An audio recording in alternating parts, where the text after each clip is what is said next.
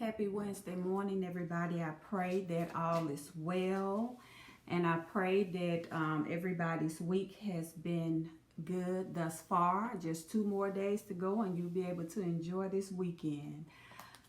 This morning, I want to talk about envy and jealousy. We all have experienced it, and some of us may have at times been envious or jealous of others. And I hope if that's you, you've overcome that, because we're all special and created for, we're all different. So there's no reason to be jealous of other people. We all have unique gifts, we all have unique talents, our own unique callings, looks, everything about us. God created us in his image. So there's really no need to be jealous or envious of other people, but we know that there are some people who are. So I was actually was going to talk about this on March 7th, but I've just been busy. But what stuck out to me is Proverbs 14:30. And it says, a peaceful heart lends to a healthy body. Jealousy is like cancer in the bones.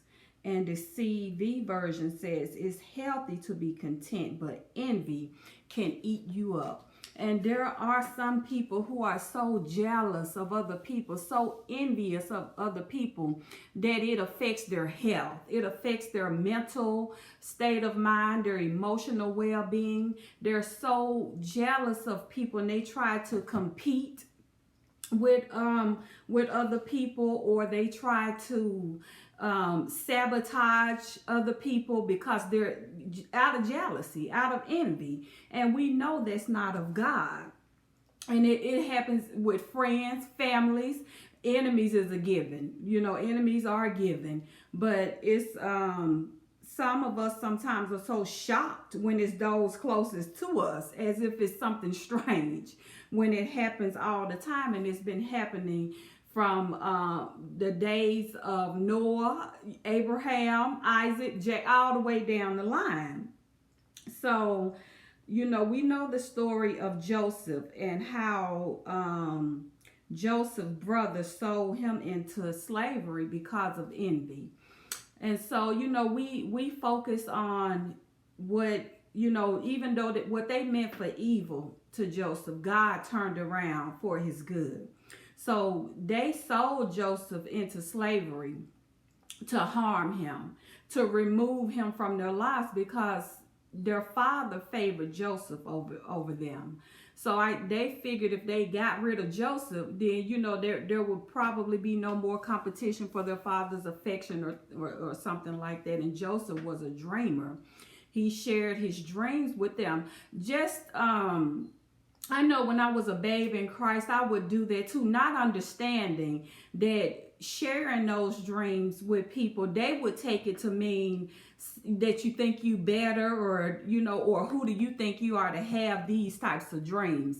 So Joseph didn't understand him sharing his dreams, that all of his brothers would be bowing down to him, would put a target on his back. He was young and he didn't understand. And that's exactly what happened when he shared his dream about the 10 sheaves bowing down before the one. And, the one being him, they really pushed him over the edge. And they got rid of him. So we know that story quite well. A lot of us in the church or even in the world understand that story. And this is a note I wrote. It said, yes, God was with Joseph and caused Joseph to prosper in every way. What his brothers meant for evil, God worked it out for his good. The Bible was written to the saints, for the saints, to teach us. Joseph's story is one of triumph over tragedy, but there's more. When people are jealous of you, remove yourself from around them. Don't give people a chance to sell you into slavery, so to speak, to harm you the way Joseph's brothers harmed him. And when we get saved, sometimes we act like we lose all common sense. Yes, we want to see the best in people. I know I'm guilty. I like to believe the best in everybody. I don't go in expecting the worst in people. I don't. So I want to see the best in people. And even when they show me the worst sides of them, I still try to spin it in a way to make it a positive. And it's been detrimental to me in the past. So now when people show me who they are, I believe them. I believe them. And I act accordingly. So, and I always go back to this. It sounds like a broken record probably, but it's so true. I've said it in numerous videos. When there's a murder or something and, somebody's hurt or harmed, killed, whatever, the cops always question the ones closest to the person. And usually it is somebody closest to the person that's caused them harm. So you have to be careful who you allow in your circle. We just have to be careful. I saw a story a young lady gave on YouTube about acid being thrown in her face, and it was her so-called best friend that did it.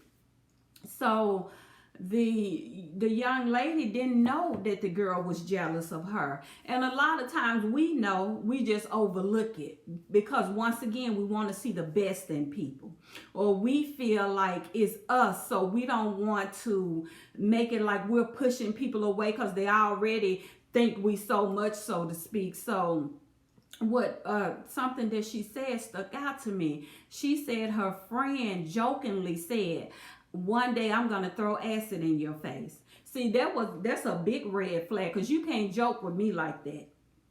You're not gonna joke with me about harming me, because as we all know, there's always a little bit of truth in these jokes. Especially when people don't like you. There's always some truth in what they say about you. There's some truth in those backhanded compliments, those underhanded, "Oh, good for you. Oh, you did. Oh, it took you long enough."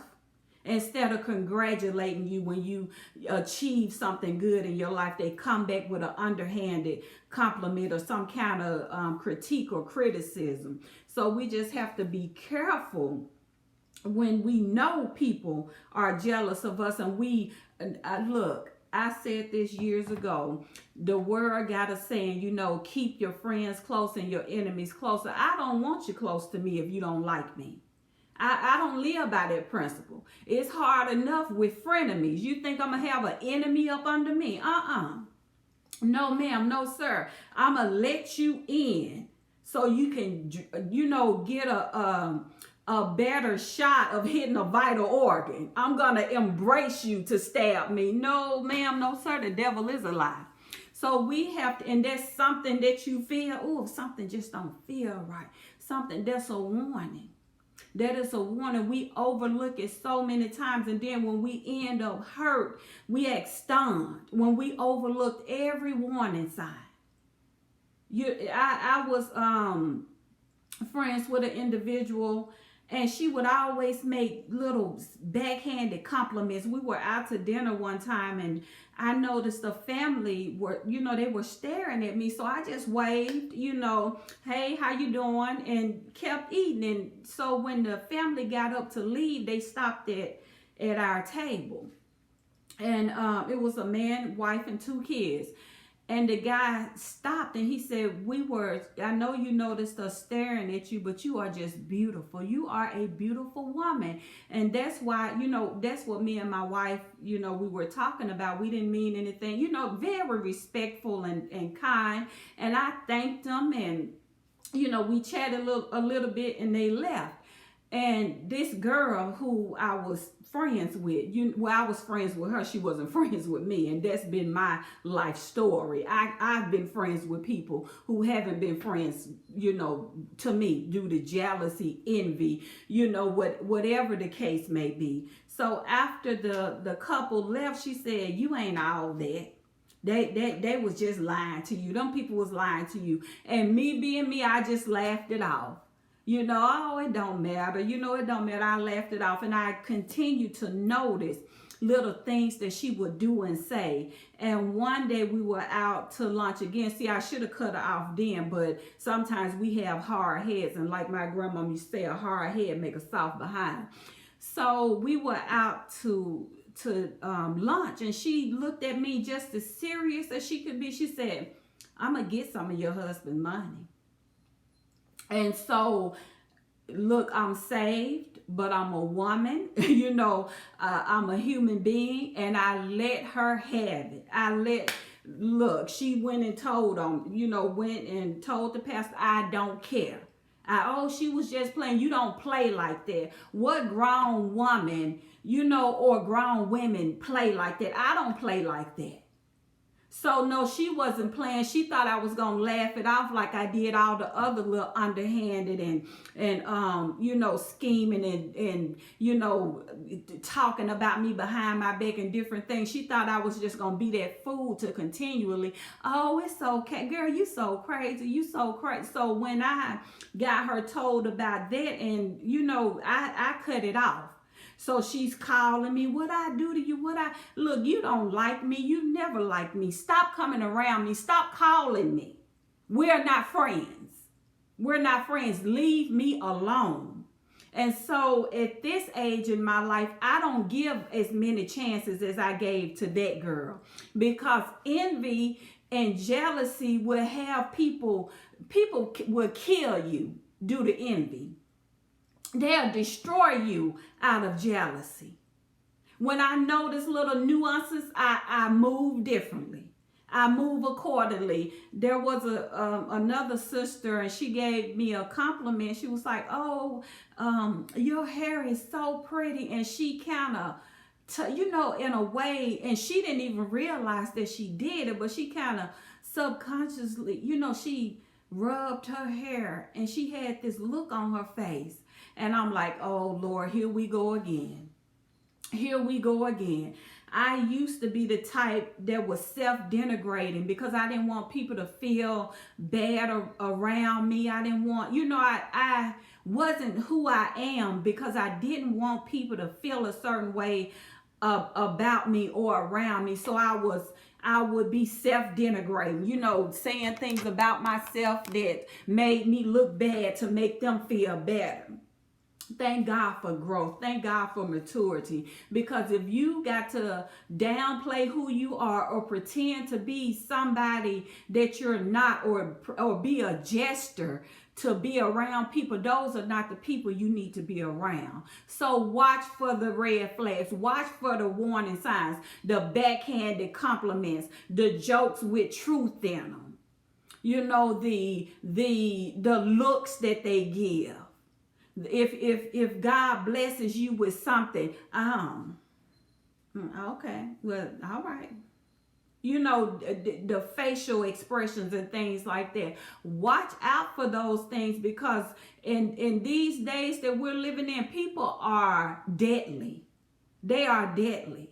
I had a couple of women at my house, and we were just talking, and they wanted a tour. So I, showed them around and everything. And we sat and talked, and I wear these earrings all the time. They're my favorite pair. I love them. So the lady noticed my earrings, and she said, I bet, she said my husband's name, I bet he bought those for you too, didn't he? I was like, yes. Yes, he bought these for me. Is there a problem that my husband buys things for me, spoils me, and does what he's supposed to do for me? So when she got home, she called me. She said, me and Mom was talking, and Mom said, because I have like a woman cave with my shoes and things set up, and she just had disgust in her voice. She was like, me and Mom was talking, and Mom said, all those, they call them red bottoms, they're Louboutins, all those Louboutins she had, and she said it with such disgust. And I'm like, okay, is there a problem? What's the problem? Because to me, it sounds like you're calling me to complain to me about things that I have, that I've acquired, and I'm not going to even make an excuse. Usually I will, I acquired this stuff over years. This stuff is old, or, downplaying my blessings to make you feel better in my presence. No, I'm not doing that anymore. Neither should you. If they cannot accept you for you, move on. It's not worth it. It's not worth the headache. It's not worth the heartache. Just move on. Move on. When God revealed them to you, believe what he's showing you. Believe what he's telling you. Believe what you're seeing. Believe what they're saying. You know, we want to see the best in people, but a lot of times people are just rotten from, from the inside out. They're just rotten. So don't keep people around you who can harm you. Jealousy and envy is deadly. And I know a lot of times, where the saying is, imitation is the sincerest form of flattery. I say imitation is also a form of jealousy.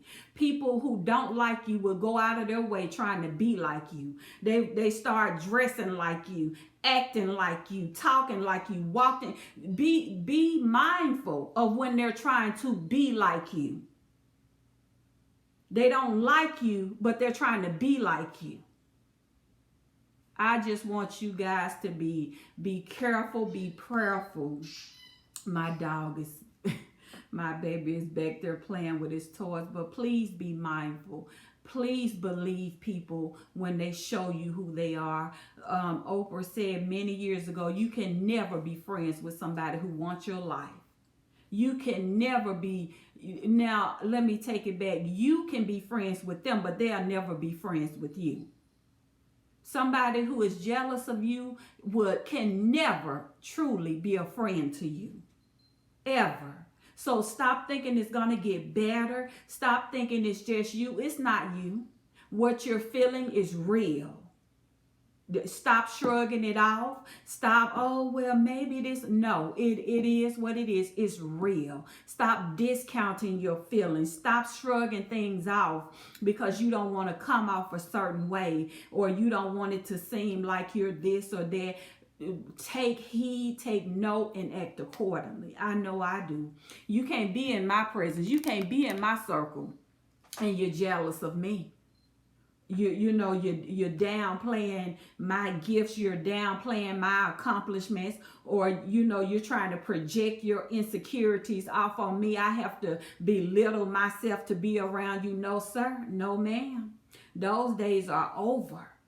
Those days have come and gone. When you reach a certain age, we shouldn't be moved by what people say or think about us anyways. But I know, we're human.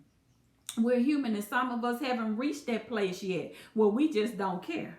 Say what you want, do what you want. I am who I am, and I know what I will and what I won't put up with. So God bless you. Like the apostle said, may God watch between me and thee as we're both absent from one another. You have to know when to cut ties and when to move on. I'm telling you, people know things, but they shrug it off. They feel things, but they second guess themselves. Don't do that to yourself.